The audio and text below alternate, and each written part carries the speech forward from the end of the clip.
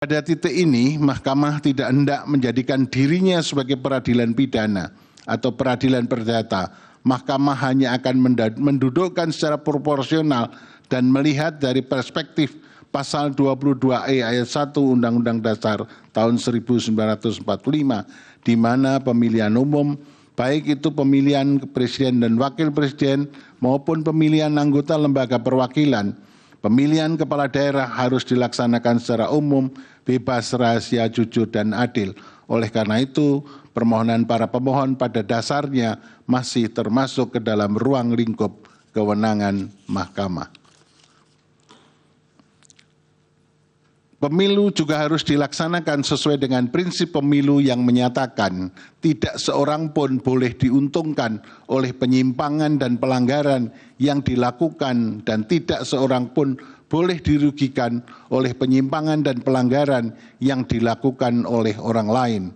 Dalam konteks pembuktian, dalam perkara perselisihan hasil pemilihan umum, khususnya pemilihan presiden dan wakil presiden, beban pembuktian pada awalnya berada pada pihak pemohon.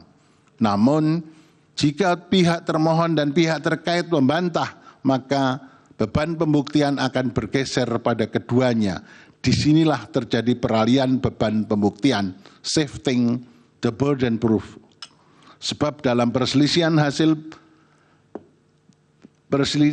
pemilihan presiden dan wakil presiden, selain waktu penyelesaiannya terbatas atau speedy trial, juga karena pada dasarnya data itu sendiri dikuasai oleh penyelenggara pemilu, dalam hal ini KPU dan Bawaslu. Oleh karenanya, apa yang dilakukan oleh para saksi memang sangat terbatas dan hanya dapat menunjukkan adanya gejala atau bukti awal adanya penyimpangan dan pelanggaran yang tidak sampai pada level pembuktian beyond reasonable doubt, sebagaimana dipraktikkan dalam pembuktian perkara pidana.